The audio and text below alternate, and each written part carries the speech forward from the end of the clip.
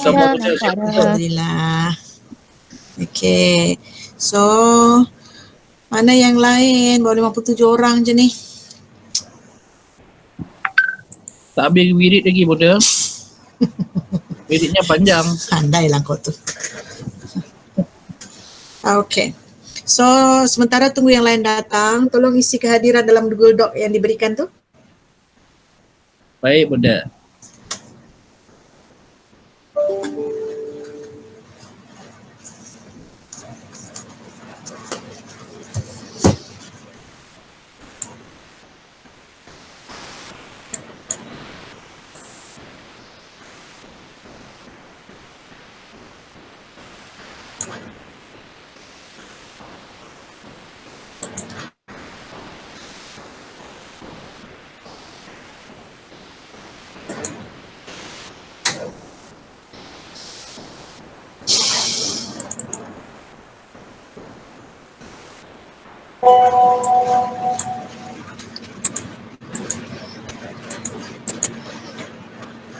Okay.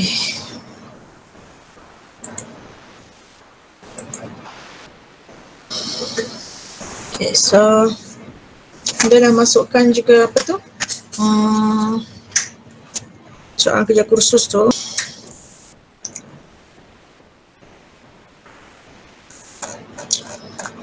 Dah, okay, 60 orang.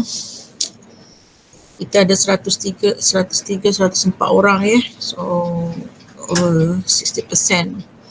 Saya nak cakap kan 2-3 kali pula ulang nanti. Okay.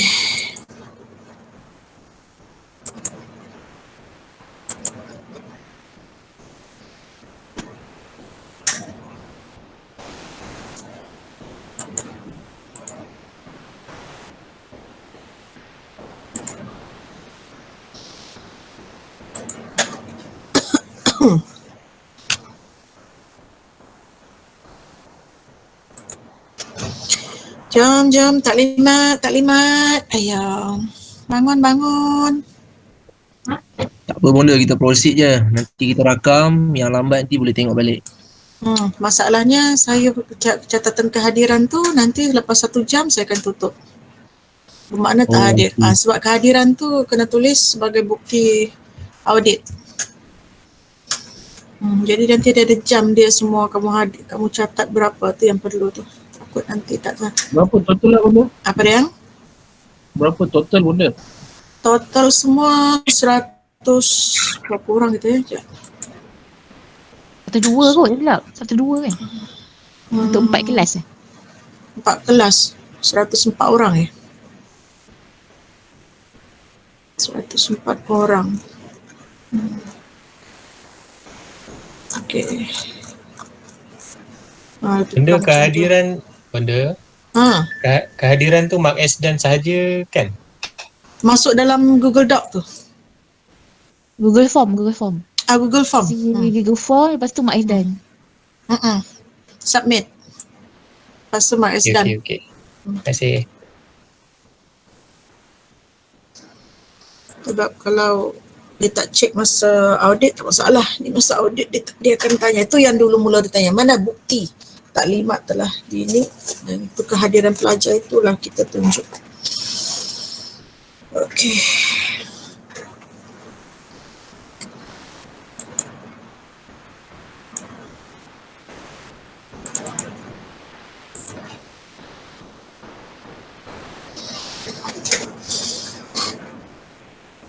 Okay, dah isi ya. Dah boleh buka taklimat kerja khusus ya? Boleh. Pukul 1 berapa dia ni? Dah 3.40. We are wasting time. Okay, never mind. Sebab pukul 2.30 saya ada kelas lagi dengan 103. Jadi saya tak nak buang masa. Okay. So, kita mula dengan taklimat kerja khusus ni ya, yang tu adalah untuk dua program, iaitu PPC sepenuh masa dan PDPP KDC. Ada wakil PPC di sini? Ada. Cuba tengok kawan korang setiap kelas PIC, tengok kawan dia masing-masing. Yang tak ada tolong call atau masuk ya. Boleh. Semua dah. apa tu kan yang kehadiran tu kan buat benda buat dia punya due dia sampai pukul 1.25. Jadi kalau tekan Mark S dan sekarang dia jadi turn in late. Macam tu. Itulah. Silap saya nak tulis dua setengah petang ni, saya terschedule pula 1:30. Adakah patut? Okay. Mana dia? Kejap. Let me change it first. Hold on. This work. No. This one due. Turn in. Let me check the due.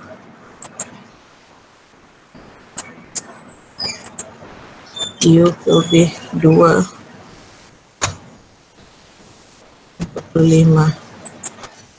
Okay. Ya. Taklimat kerja khusus. Oh, betul tak? Ah.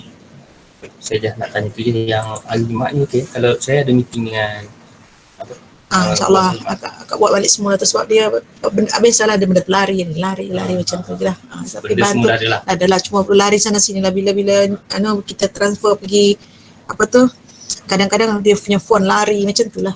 Jadi tak cantik lah kalau phone ni size dia besar ni lain macam tu, biasalah buat macam tu kan. Dia lari sana sini. Jumaat ni saya bagi yang Lazar. Sekarang meeting dia update pasal benda tu. Tak kan? Dia kerja ni pun sama, dia kena kejar kan. Ini ni agak lambat pasal apa? Sebab masa semester 1 tak ada orang. Lepas tu KJ ni puan orang bagi tahu, dah semester dah berapa kau ambil. Kata betul pula dia ambilnya dah hujung semester lepas lah. Sebab akak kan buat 2018. Lepas tu 2019. Saya kata saya bagi tahu dengan dia. KJ saya tak pegang lagi dah. Bagilah orang lain. Dia kata tak apa saya lantik orang lain. Okeylah, dia kata tak buat benda. Tiba-tiba dah hujung dia nak pension tu baru kan aku pegang. Dah nak habis tahun baru ni kelang kabut tu 2019 tu. Lepas tu last minute sebab akak bagi tahu akak dah 2018, bagilah orang lain 2019. Dia kata, jadi saya kata 2018 saya pun sedang buat lagi. Lepas tu dia kata, jadi itu yang bertindan tu. Akak punya kerja tu yang 2018 tak habis lagi, lepas tu kumpul lagi 2019. Saya nak minta bajet ni. Jadi memang akak tahu hati betul lah yang 2019 ni memang kerja dia tak seelok yang 2018 sebab dah separuh dah kau buat tiba-tiba baru kan kau pegang. Dia nak pencin baru bagi tahu baru kan kau pegang. Dia patut dah ujung-ujung macam tu.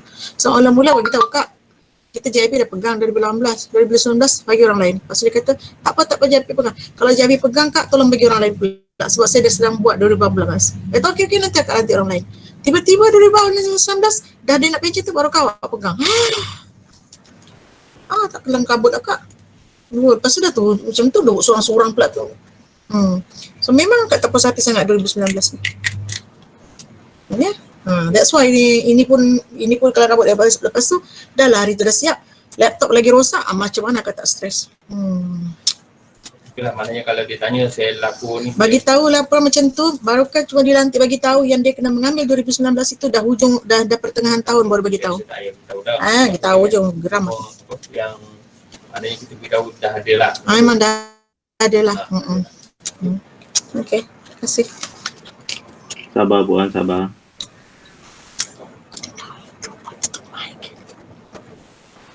Dengar ya? Oh, sorry, lupa tutup mic. Dalamnya boleh. Tak dengar. Orang rekod ke? Jangan rekod dulu. Belum lagi. Aduh. Putus-putus. Okay. Putus-putus benda. Bapak tak dengar. Bapak tak dengar, lupa tutup mic. Line tak clear benda, line tak clear. Ayo. Sekarang sampai 2:30. Okey. Perdana orang ni dah panggil, dia kata dia nak start pukul 2:30. Okey. Okey. Sekarang saya tak nak tunggu, dah 87 orang, kita start mulai ya. Alright. So, kita tengok ni taklimat semua dah tengok ya, bukan surat 1. Sekarang kita tengok surat. Alhamdulillah. Okey. So, PDPP KDC 1.1 saya pegang. 102 saya pegang, 103 saya pegang, 104 Encik Nasaruddin pegang, 101 PPC Encik Saipul pegang ya. Semua dah ada wakil dekat sini. Wajaran kursus kita, kursus markah dia kerja kursus 60%, peperiksaan 40%. Ya. Okey. So rujuk MK kita pergi tengok MK kita ni, siapa yang dah tengok MK boleh rujuk lah, nanti kita tengok tu. Okay, so sekarang dalam MK tadi ya, tajuk 1 dan 2 dia punya agihan ya. Dia HP1 di sini, dia ni arasnya aras pengetahuan dan kefahaman. Dari ruangan bab 1 dan bab 2 ini akan keluar kuis 1 dan kuis 2. Okey. Kemudian bagi bab 3 dan bab 4, di sini akan ada pembentangan. Jadi tajuk pembentangan kamu adalah berasaskan kepada bab 3 dan bab 4 ni. Ya. Jadi ini yang kita akan bincangkan nanti. Kemudian bab 5 dan bab 6 di sini adalah peperiksaan keluar 2 topik saja untuk exam. Ya. Jadi lebih kurang berapa minit tu, berapa jam tak pasti, mungkin 6 jam kot gitu. Okey. So untuk program kita ni kuis 1 kita akan buat nanti 23 hari bulan. Kuis 2 kita akan buat juga pada 23 hari bulan. InsyaAllah saya akan minta kebenaran dulu daripada HEP untuk cari masa. Jadi nanti bila masa tu dah dapat daripada HEP, minta tolong daripada semua peserta ataupun student sekarang ni, maklumkan kepada pihak sekolah masing-masing. Seandainya kalau kita buat pagi, kalau kita buat petang, maka mungkin kita minta izin daripada pensyarah-pensyarah lain untuk kita buat aktiviti tersebut ya waktu petang. So saya nak tanya, jadual kamu Jumaat petang semua ada ke? Ya, ada kelas. Ada kelas mula pukul berapa? 2:30 sampai pukul 7. Wah. Wah. Pagi semua kerja? Ya, ada kelas pagi. Pagi pada buat kelas. Okey, solat Jumaat? Semua rasanya pun. Ada semua. Okey, kalau macam tu kita minta izin. Kak Nora, kalau buat kuis ni waktu bila lagi boleh buat Kak Nora?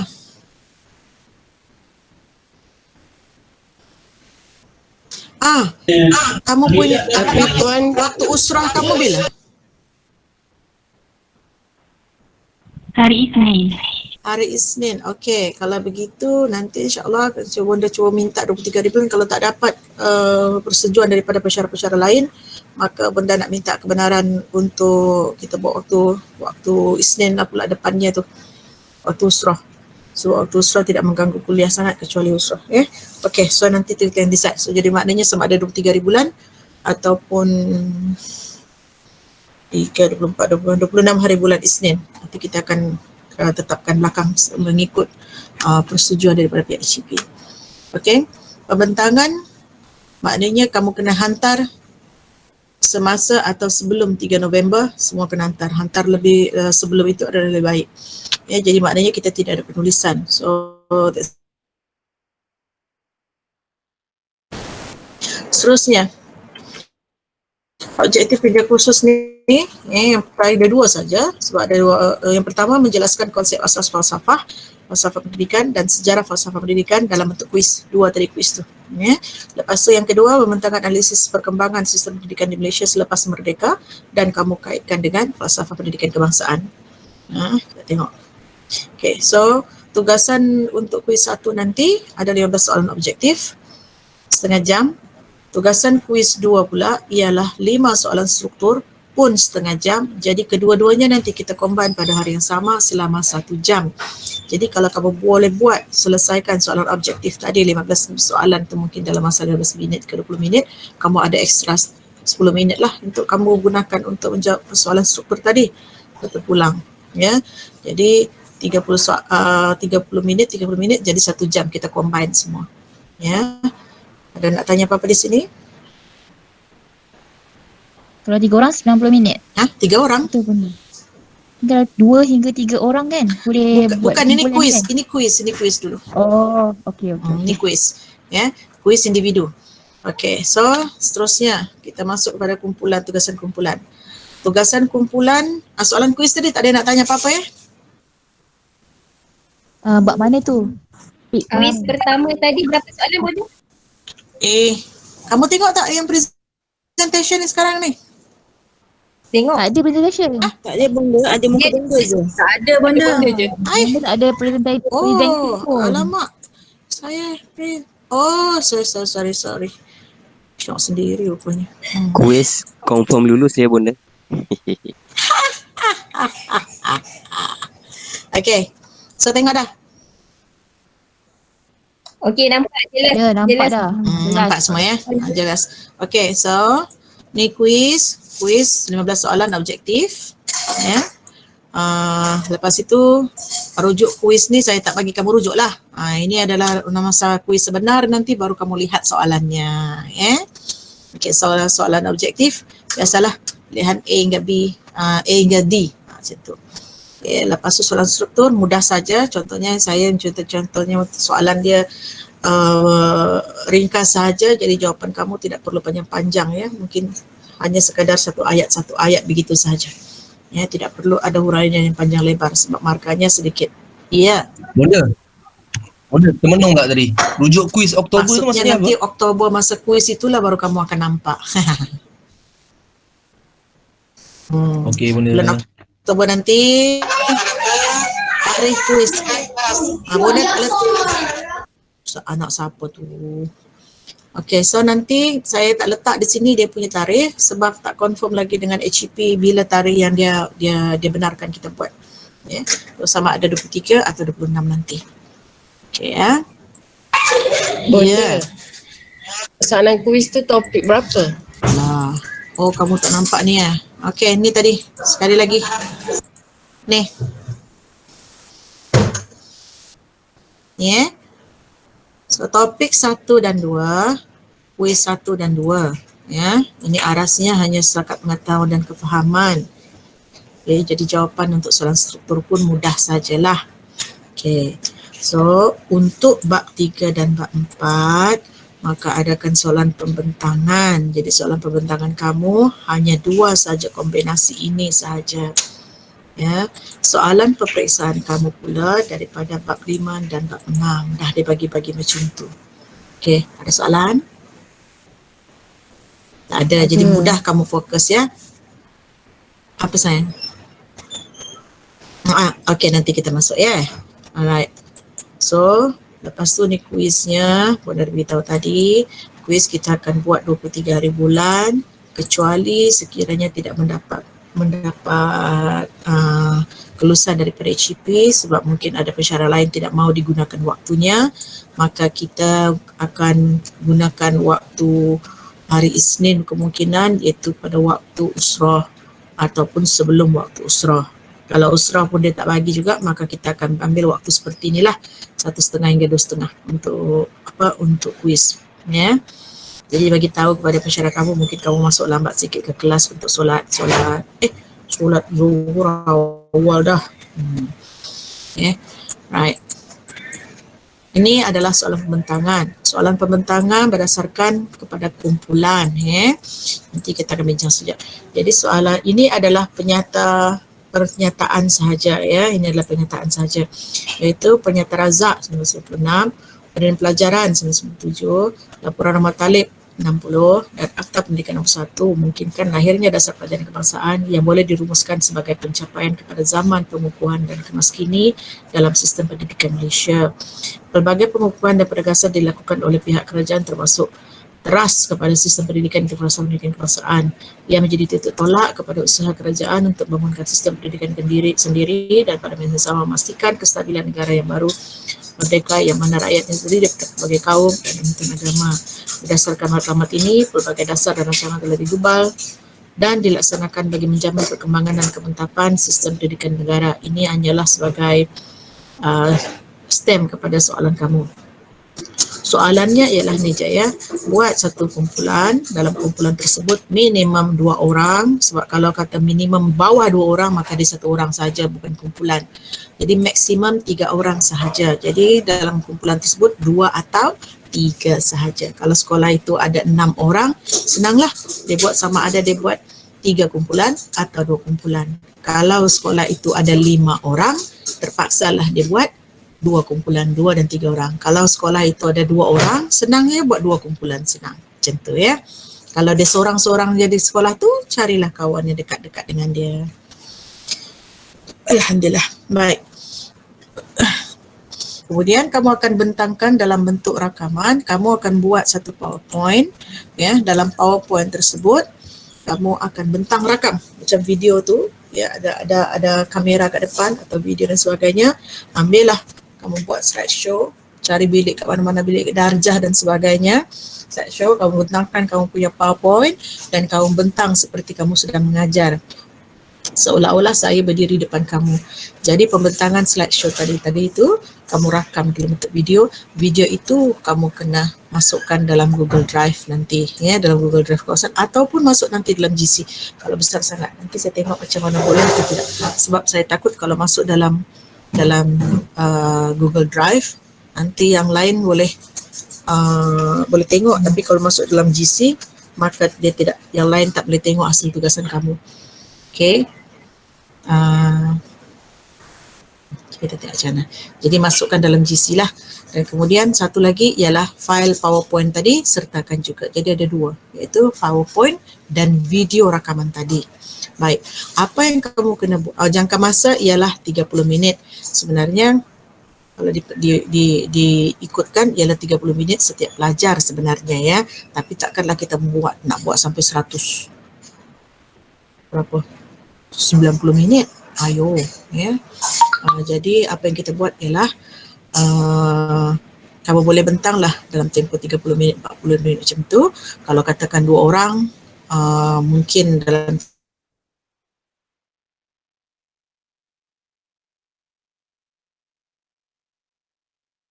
buat ialah semasa kamu bentangkan PowerPoint kamu tersebut, katakan PowerPoint kamu tu ada berapa slide, katakan ada 30 slide contohnya.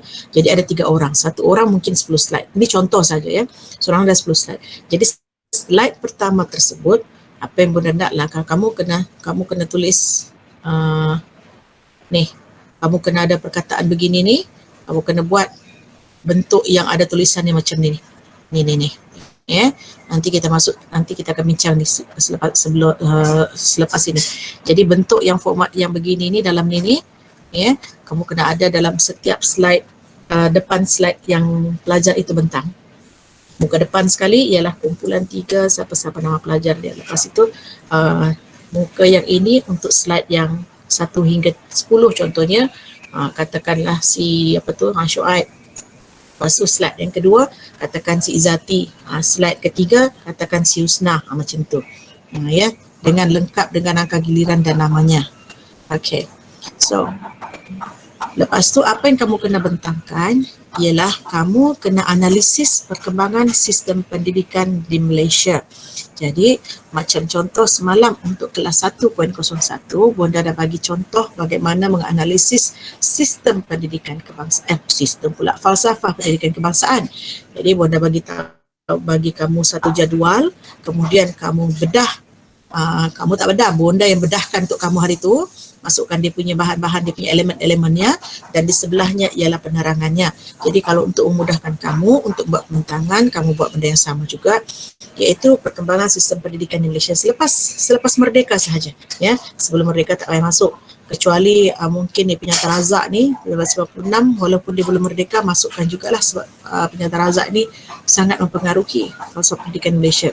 Jadi kamu bedah laporan-laporan yang ada di sebelah tersebut, dan kemudian di sebelah kaitkan implikasinya terhadap falsafah pendidikan kebangsaan. Okey, jelas setakat ni? Jelas, Bonda. Jadi kamu kena ambil berdasarkan kepada kamu punya MK tadi. MK kamu tadi ialah dalam bab berapa? Bab 3 dan 4. Okey, bab 3 ialah sistem pendidikan di Malaysia. Bab 4 ialah falsafah pendidikan, ya. Jadi dia ada banyak sifat pendidikan. Jadi kamu punya selepas merdeka dia cuma sentuh di situ laporan Razak, laporan Rahman Talib, ordinan pelajaran, laporan Jawatan Kuasa Kabinet 1979 dan Pelan Induk Pembangunan Pendidikan PIPP. Jadi kamu ambil yang ini sahaja, bedah dia punya ni, di mana bahagian-bahagian yang dinyatakan dalam laporan Razak, pemahaman talib yang mana, ordinan pelajaran yang mana yang mempengaruhi pembentukan falsafah pendidikan tadi. Okey. Jelas? Jelas ya implikasinya terhadap falsafah pendidikan kebangsaan. Baik. Jadi semasa kamu nulis, sila rujuk rubrik. Ini rubriknya ya. Jadi rubriknya di sini bagaimana cara pencarian. Ini markah ada 30 ya. Markah di sini. Untuk markahan saya letak sini 30 markah 30%. Ya. Jadi walaupun tidak ditulis di sini, tapi tak apa, saya bagi tahu sajalah ya. 18% daripada 30% ini saya akan pecahkan di sini. Ya. Kemudian 12% lagi saya akan ambil di bahagian ni, bahagian kemahiran komunikasi ni. Ya, bahagian ni nih. Bahagian sini deh. Okey. Jadi 18% di sini, 12% lagi ambil di sini. Jelas akad ni? Jelas bunda. Baik, 18% ini akan markah keseluruhan bagi kamu punya isi kandungan kumpulan tersebut. Markahnya semua adalah sama. Jadi bermakna kalau daripada 18% itu markah isi sepenuhnya ialah 18%. Kemudian saya bagi marking semua. Saya tengok markahnya, oh sangat bagus, saya dapat 17 daripada 18. Semua pelajar 3 orang tadi atau 2 orang tadi masing-masing mendapat markah yang sama, 17/18 atau 15/18 atau 10/18. Ya. Tetapi bagi bahagian kedua ini sebanyak 12%, di sini kita akan bagi markah secara individu. Maksudnya di sini markahnya akan berbeza-beza, kemungkinan juga sama, bergantung kepada cara penyampaian pelajar tersebut. Jadi yang membezakan markah kamu walaupun dalam kumpulan yang sama nanti ialah bahagian kedua ini, iaitu kemahiran berkomunikasi lisan dengan pelbagai mod. Baik, ada soalan setakat ni? Maksud pelbagai mod tu bunda? Okey, so ini dia punya huraian di sebelah ni. Ya, baik. Jadi kamu tengok di sini, kita akan ada bahagian di sini iaitu cemerlang, markah dia antara 27-30, combine kedua-duanya ni. Cemerlang 23-26, kepujian 18 hingga 22, lulus 18 hingga 17, gagal ialah 0 hingga 14. Baik.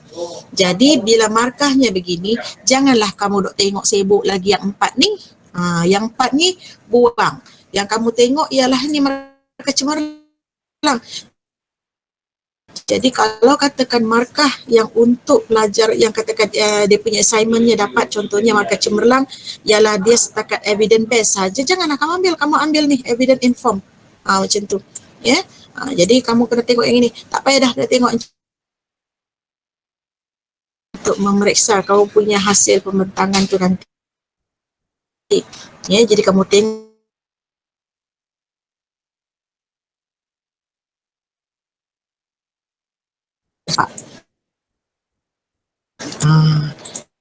jadi kamu tengok ni je.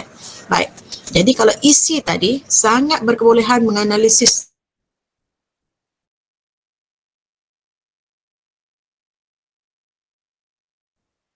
semua dia punya benda yang berkaitan dan bagaimana dia ada kaitan dengan falsafah pendidikan kebangsaan tadi. Scientific ini maknanya ada rujukan yang khususnya dan kemudian memang tepat. Jadi maknanya markahnya boleh di peringkat ini. Kemudian peringkat sehingga 18 lah maksimum ya. Mana pula? Okey.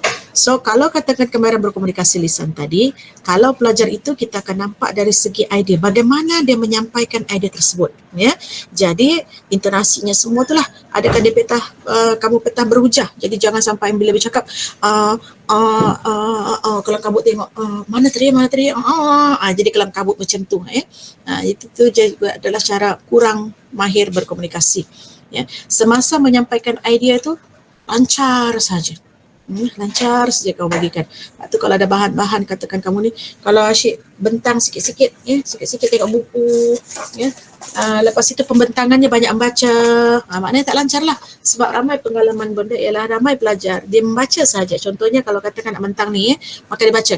Okey, tahap pencapaian ada 5 iaitu cermat, cemerlang, kepujian, lulus, gagal. Aspek yang dinilai ada 2 iaitu kemahiran menganalisis maklumat dan membuat perkaitan. Yang kedua, kemahiran berkomunikasi lisan dengan pelbagai mod. Jadi bermakna intonasi semasa dia bercakap itu adalah intonasi membaca, tapi bukan intonasi penyampaian. Maka kita beranggapan pelajar ini kurang petah untuk berhujah. Ya, jelas setakat ni? Jelas. Ya. Jelas bunda. Jelas.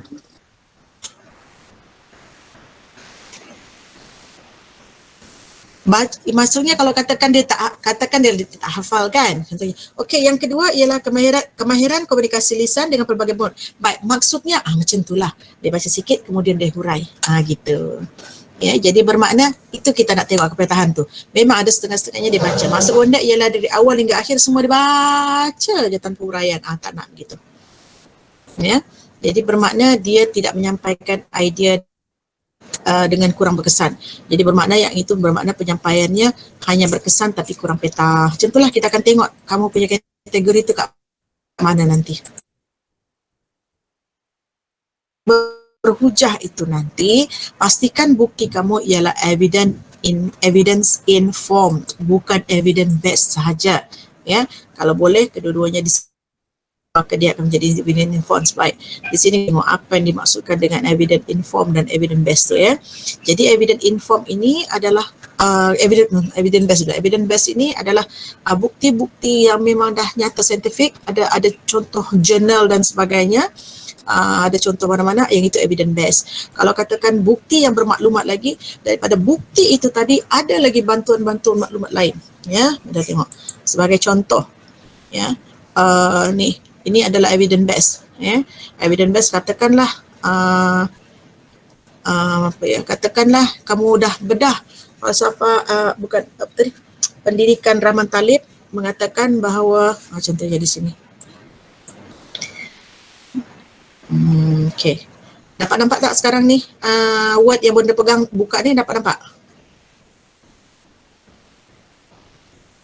Nampak slide tadi ya? Slide penilaian. Tak nampak. Tak nampak ya. Sekejap. Okey.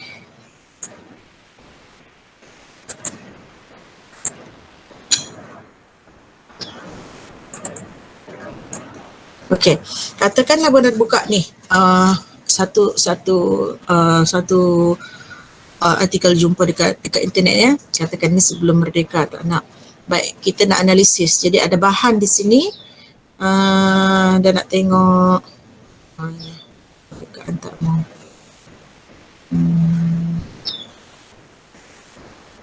Ni contohnya. Contohnya Bunda bagi tengok penyata razak katakan ya.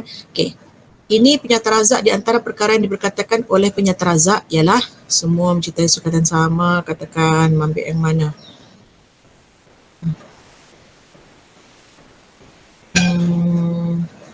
Ni katakan ya, semua guru diletakkan di bawah perkhidmatan internasional dan Jemaah Nazir Persekutuan ditubuhkan. Jadi Jemaah Nazir Persekutuan ditubuhkan, contohnya jumpa dah satu artikel tentang Jemaah Nazir. Itu adalah evidence based. Jadi apa bukti pula bahawa Jemaah Nazir ini ditubuhkan? Jadi mungkin kamu dapat sekeratan akhbar mengatakan Jemaah Nazir tujuan ditubuhkan ialah untuk ini dan sebagainya. Ya. Jadi kalau katakanlah pada pergi cari lagi satu contoh yang lain, katakanlah mana tadi? Kamu cari bahan mana? Katakan yang ini.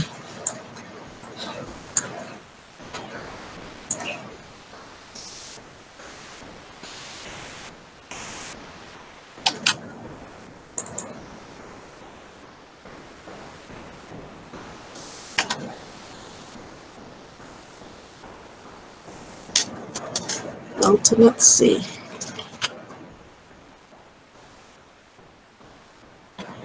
Okay.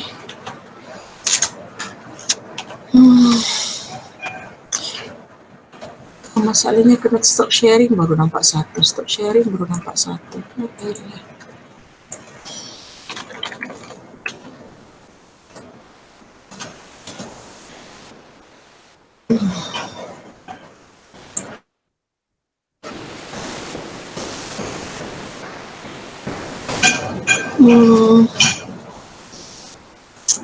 Baik, katakanlah Bunda pergi ambil saja kawan-kawan ni dalam masukkan dalam contoh ni.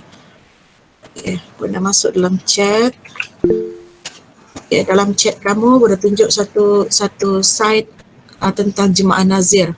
Ya, yang buka guna komputer senang sikit dia boleh buka. Okay, jadi dalam Jemaah Nazir itu kalau kamu perhatikan di sini adalah tentang latar belakang Jemaah Nazir, ya. Latar belakang Jemaah Nazir itu bukan begini-gini maka perakat para penyataan razak. Nampak? Jadi ini dah ada bukti mengatakan bahawa bukti evidence based menunjukkan bahawa Jemaah Nazir ini telah ditubuhkan pada sekian-sekian dan sebagainya. Ya. Baik. Ada yang boleh buka Jemaah Nazir tadi? Boleh ya? Itu bagaimana kalau kamu rujuk, kamu tidak semestinya rujuk jurnal. Kadang-kadang kamu rujuk website macam ni. Ini pun kita namakan sebagai evidence based. Okay. Baik. Lepas tu, kita tutup sekarang yang ini. Start presenting. Now, balik kepada PowerPoint tadi. Where's my PowerPoint?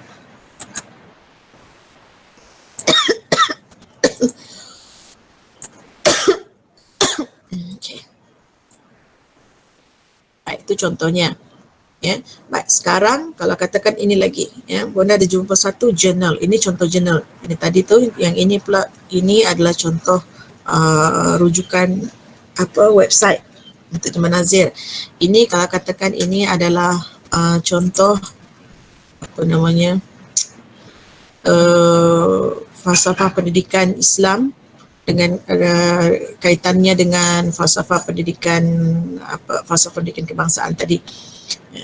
Okay, so contohnya. Lagi kena stop sharing satu, buka lagi sharing satu, buka lagi presentation lagi satu. Okay, sini.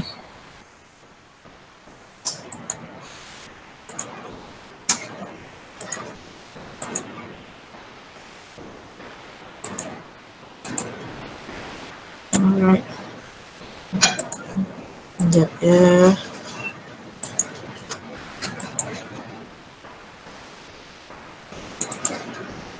Okay.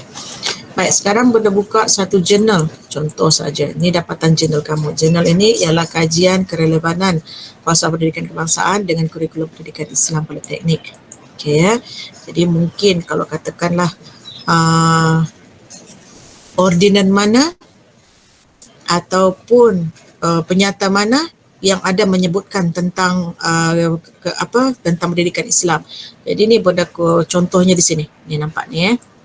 Dalam artikel yang ini dapat nampak tak Bunda birukan benda ni? Nampak ya. Baik, sebagai contoh di sini dia sebut dalam pendidikan kebangsaan razak. Ya, pernyataan Rahman Talib, Akta Pelajaran 1991, Akta Pendidikan 1996.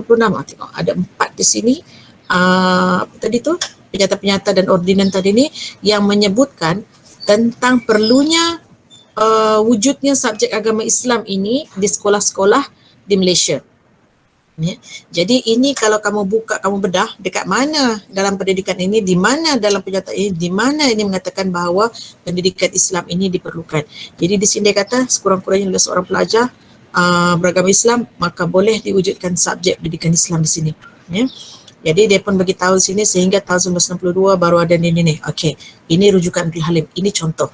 Contoh yang lain lagi, ini mengikut jurnal ni lah. Jadi kamu katakan ada kaitan sudah di sini. Ini adalah kamu punya rujukan tadi. Ini adalah evidence based. Ya. Contoh lain lagi. Ada tunjuk mana lagi? Okey. Ini pun dah ada bagi kamu jurnal ni. Ada banyak sangat benda nak mengupas sebenarnya. Okey, so kita nampak yang ini pula. Okay.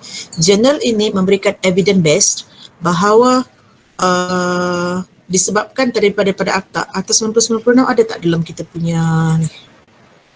Akta 1996. Oh, Akta 1996 tak ada. Tak apa. Baik, kalau katakanlah contoh Akta 1996 itu ada dalam kita punya FK tadi lah kan, ya, dalam kita punya MK. Baik, dalam Akta 1996 contohnya di sini, maka dia kata ada di sini penubuhan Jabatan Pengajian Islam UM, kemudian di sini lagi dia kata ada juga dia kata pewujudan juga Fakulti Pengajian Islam, dia kata UKM contohnya lah, ya, sebagai Fakulti Pengajian Islam UKM. Ini adalah evidence based. Baik, stop sharing. Sekarang kamu tengok contoh lagi pula.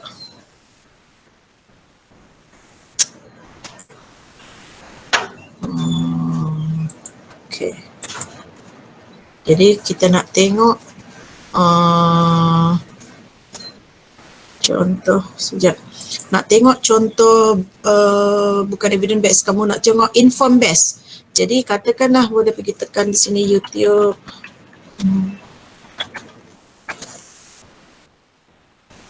Okay. Ini nak kena terangkan supaya kamu tahu apa itu inform based dan juga ni. Penubuhan Pengajian Islam UKM.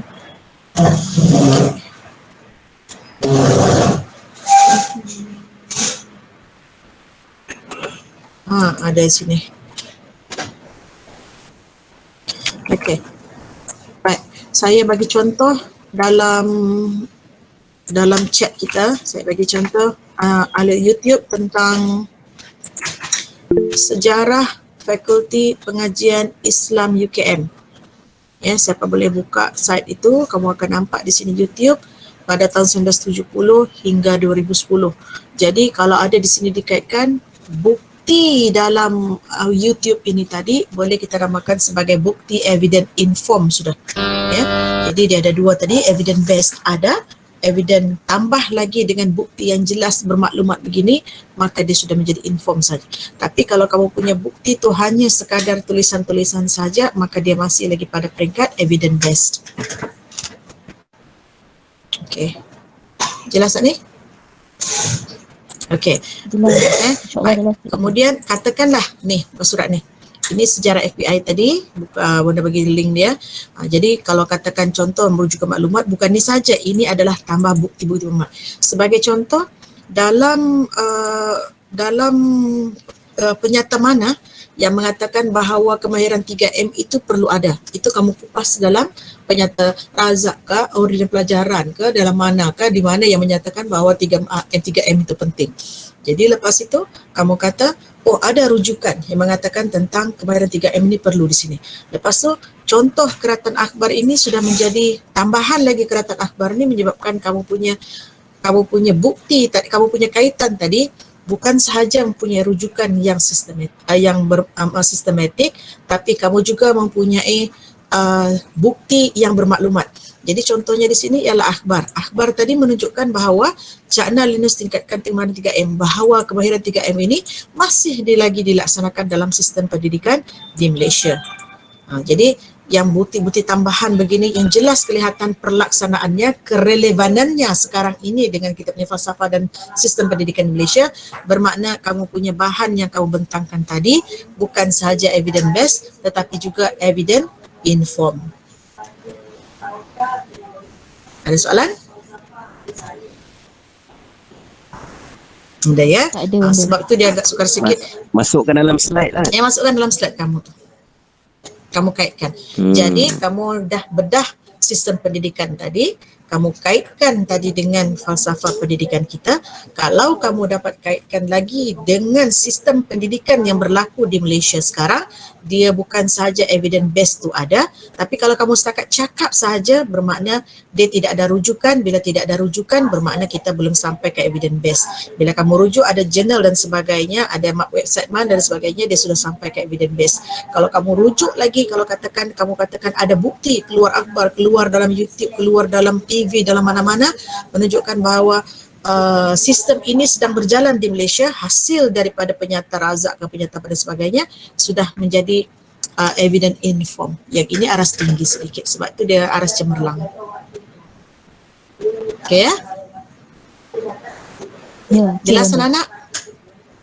Jelas ya? Sebab, Jelas. jelas. Okey. Baik, seterusnya kita pergi tengok.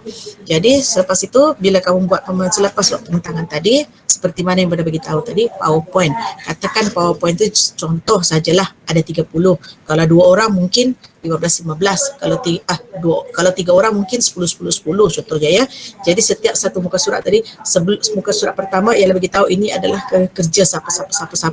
Lepas itu muka surat seterusnya buat yang seperti ni ya. Bukanlah bulat-bulat seperti ni, tapi dia punya isi-isinya ini ada ya. Jadi dalam kamu punya PowerPoint tu kamu katakan nama mesti ada. Contohnya ni si Izwan ni ya. Lepas tu angka gilirannya berapa? Janganlah letak Apple ni yang Bunda letak tutup markah dia. Okey.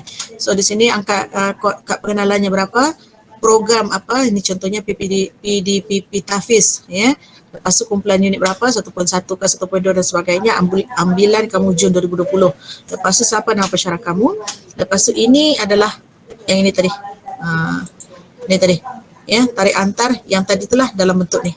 Jadi nama pelajar ada, angka giliran ada, kad pengenalan ada, kumpulan dari mana, kod nama kursus apa, nama pensyarah siapa, tarikh hantar ialah ini nih. Ni segi 4 ni. Ya. Baik.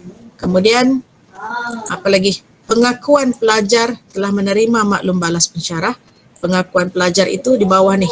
Saya mengaku bahawa saya telah menerima maklum balas daripada pensyarah, tanda tangan pelajar. Jadi kamu kena sign di sini. Maklum balas ni bermakna selepas itu nanti. Jadi kamu sign saja di sini. Okey. Jadi maksudnya di sini ialah selepas kamu hantar dan sebagainya, lepas pensyarah itu memaking kamu punya tu, kamu boleh tanya markah kamu berapa dan sebagainya. Jadi pensyarah akan komen dan sebagainya. Baik.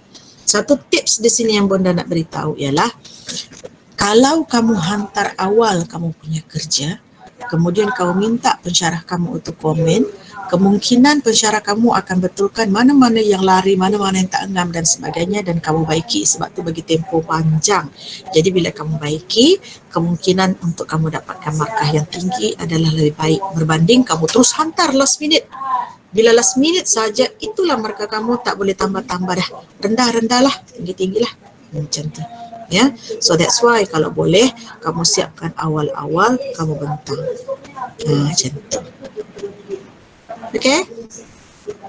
Okay, Bunda. Sama dengan kertas kerja kamu yang lain, terutama kamu punya penulisan-penulisan tu, ya, pedagogi, sosiologi dengan tu, betul sampai tu pentaksiran tu. Nah, yang itu kamu punya penulisan banyak-banyak. Hantar draft dengan pensyarah, hantar dengan Puan Liza, hantar dengan Puan Romlah, hantar dengan Mrs. Chu. Pergi minta tolong cek, ya. Mrs. Chu, Puan Romlah, adakah kami punya ni betul atau tidak, begini kehendaknya. Mesti mereka komen punya, mereka komen, mana ini soalan ini kata ada bahagian ini, mana ni tak ada pun. Contohnya mungkin saya akan bagi tahu kepada kamu. Ini setakat evidence base saja, tak sampai kepada evidence inform ni. Yang tanya. Lepas tu kamu kata di sini ada kamu huraikan falsafah begini, saya kata falsafah mana yang masuk. Kamu kata sini ada dalam penyata ini ada menyentuh tentang perlunya pendidikan teknik. Okey, mana buktinya dalam sistem falsafah pendidikan? Okey, dalam falsafah pendidikan kamu mungkin quote yang bahagian mana falsafah pendidikan itu mementingkan tu. Baik, di sini katakan perlu katakan keseimbangan sukan contohnya. Kat mana dalam falsafah pendidikan itu ada bidang sukan? Tak ada bidang sukan, tapi ada pendidikan jasmani kan? Jasmani termasuk. Baik, kemudian evidence kamu apa? Evidence kamu ialah cari mungkin jurnal, cari mungkin website, mungkin cari juga mana-mana. Kalau setakat itu saja dan kemudian tidak ada disokong lagi bukti-bukti maklumat terkini, maka setakat evidence base saja. Kalau ada lagi bukti yang lain, tambahan yang lain, maka dia menjadi well informed. Kita tak boleh pertikaikan dah bahawa benda tu memang wujud di Malaysia. Baru dapat macam jelas ya? Dia macam itulah. Waktu dia walaupun dia setakat pembentangan sahaja, tapi kita nak yang kita nak ukur ialah bagaimana kamu keupayaan kamu mengaitkan, ya. Macam mana kamu belajar menganalisis, membedah satu peristiwa. Jadi untuk kelas 103 hari ini, Bunda akan bagi contoh lagi yang seperti 101 semalam saya bagi jadual tu. Itu contoh saja membedah FPK dan FBG. Ya. Jadi sekarang Bunda tak bagilah membedah apa tu namanya sistem pendidikan, sebab kalau dah bedah macam tu dah bagi jawapan. Okay, jadi contoh saja macam mana nak bedah falsafah pendidikan, lepas tu kaitkan, huraikan macam tu. Jadi sekarang kita terbalik, iaitu kita bedah sistem pendidikan Malaysia selepas merdeka saja, maknanya sebelum merdeka tak payah masuk kecuali penyata razak. Kemudian kamu bedah cek di mana-mana kamu ada kaitan, mana dalam penyata itu ada kaitan dengan falsafah pendidikan kita. Di mana pernyataan dalam falsafah pendidikan itu ada dinyatakan. Di mana dia kata di sini perlu, ada di sini. Ya, contohnya mungkin dalam ini dia kata perlukan subjek agama Islam begini-gini. Kerana apa dalam falsafah pendidikan? Dalam falsafah pendidikan adalah ketuhanan tu. Itu ada kaitan. Jadi di mana kamu kaitkan dengan pelaksanaan di Malaysia? Pelaksanaan di Malaysia ada dalam begini-gini. Contohnya tadi mungkin dia kata contohnya tadi mungkin dikaitkan dengan penumbuhan fakulti pendidikan Islam di UKM katakan. Lepas tu mungkin kamu ada satu kertas akhbar dulu-dulu mengatakan gini-gini. Macam tu. Ya, baik Bonda. Okey. Bonda nak tanya. Yang tadi Bonda kata untuk pembentangan kan kita guna yang macam dalam kelas tadi, dalam bilik darjah yang kita guna panca slide tu kan. Tu sekarang ni kan PKPB. Macam mana Bonda, sebabnya kita kan semua dekat rumah, so boleh tak guna media macam sebab tu kamu dalam rumah pun ambil satu ruang yang kamu perlu juga, kalau boleh cuba cari macam mana kamu nak boleh bentangkan benda tu lah. Sebab payah sikit kamu nak, kalau yang dia boleh balik sekolah tu tak masalah. Macam mana kamu nak cari, kalau sebab kita ni dua minggu saja, sedangkan kamu punya ni ada 3 minggu tau. Kamu punya tempoh ni adalah 20 hari untuk penghantaran terakhir tu. Ya. Jadi kalau kamu dapat, kalau katakan tempat tinggal masing-masing, jadi kalau kamu bentang itu kamu boleh combine tadi kamu punya slideshow tu, nanti kamu akan combine sama-sama, ataupun kamu punya video tadi masuk dalam Movie Maker, combine pembentangan kamu tadi. Macam tu, walaupun dibuat pada tempat-tempat yang berbeza. Cuma sekarang masalahnya saya tahu ialah untuk mencari projector tu. Kalau buat Google Meet tak boleh? Google Meet, macam mana Google Meet? Penting macam ni lah kot. Rakam dan download video. Boleh juga, cuma masalahnya kalau Google Meet begini, katakan macam ni, kalau kamu bentang pun, kamu nak bentang pun nak tengok kamu punya slideshow tu, katakan tengok macam mana lah kamu rakam. Mungkin juga kamu boleh rakam dengan siapa yang ada PowerPoint, siapa yang ada PowerPoint 365 dan PowerPoint 2019, dia boleh merakam dia punya PowerPoint dia berserta gambar dia dengan video dia yang kecil tu. Boleh. Cuma video itu kecil, jadi sebelah sudut sebelah kanan pun boleh juga. Cuma masalahnya ialah kamu boleh bercakap dan sebagainya, tapi saya nak tengok aksi kamu semasa bentang tu lah.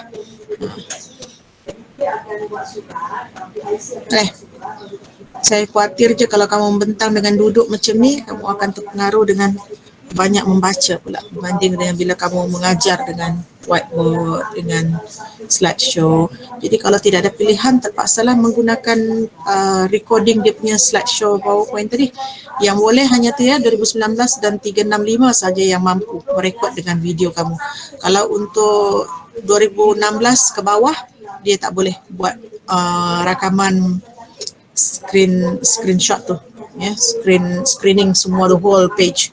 Boleh, tidak termasuk dengan video muka kamu. Tapi 2019 dan juga 365 boleh rakam, kamu buka slideshow kamu tu, kemudian kamu tekan recording, muka kamu akan keluar. Macam tu. Yang itu terpaksalah, kemudian kamu boleh combine 2-3 orang dalam kumpulan tadi. Itu terpaksa kalau sudah tidak ada projector. Tapi kalau boleh dapatkan projector lebih baik, sebab maksudnya ialah dia lain tahu membentang dengan duduk ni, dengan membentang dengan dia depan seperti kamu mengajar. Orang kata dia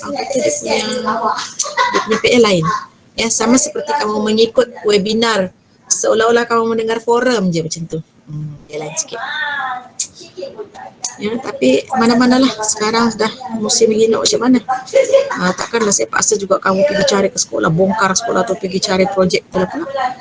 Tapi setakat ini sebenarnya kita masih macam bonda sekarang ini pun kami dibenarkan balik ke ni. Kami cuma diberi surat sahaja daripada pihak ni, daripada pihak IPG. Dia tulis nama semua pensyarah bahawa dibenarkan bekerja. Jadi kalau kamu nak bawa kamu punya surat itu daripada pengetua kamu bawa pergi sekolah, kamu boleh lepas daripada tu. Sebab kan dikatakan di sini kamu boleh lepas badan atau boleh pergi bekerja dengan syarat kamu ada kebenaran. Jadi tak ada masalah nak pergi ke sekolah pun. Ya, sebab kita MCO besar bukan MCO penuh macam hari itu. Okey. Assalamualaikum doktor, saya nak tanya sikit. Saya Mujahid daripada 1.04. Tadi di awal pembentangan doktor tadi berkenaan dengan slide tu contohnya ahli kumpulan saya ada 3 orang dan contohnya ada 30 slide dan setiap orang ambil 10 slide kan. Contohlah. Contohlah. Dan tadi doktor dia kata kalau saya bukan doktor ya, saya belum doktor lagi, tak ada. Tapi alhamdulillah, amin. Okey, Puan cakap tadi setiap slide tu contoh saya bentang 10 slide kena ada letak nama, angka giliran setiap slide tu ke? Bukan, depan tu je. Depan slide nombor 1. Contohnya muka surat nombor 1 tu si Haziq. Lepas tu nanti muka surat yang ke-11 itu satu slide kosong itu adalah muka depan dia untuk bagi tahulah dia bentang slide 12 hingga 15. Jadi benda tahulah di situ. Lepas itu slide yang ke-25 katakan si Suaib lagi pula. Katakan si Hadi lagi pula. Dia kata dia bentang muka surat ini muka surat ini. Macam itulah. Jadi kita tahu. Okey, baik, jelas. Terima kasih. Jadi dalam slide kamu tu kalau kamu katakan ada YouTube, rasanya berat YouTube tu, hantar link sajalah.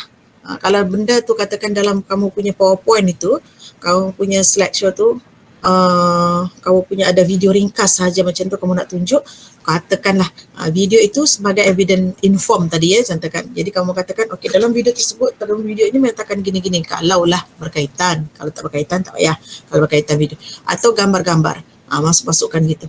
Katakan ataupun mungkin kamu dapat ucapan, contohlah ucapan Nur Rahman ke apa pada tahun berapa-berapa, akan ada disebut di sini. Jadi kamu nyatakanlah pada minit 1 hingga minit ini ada dinyatakan tentang ni. Takkanlah bunda nak tengok semua video tersebut.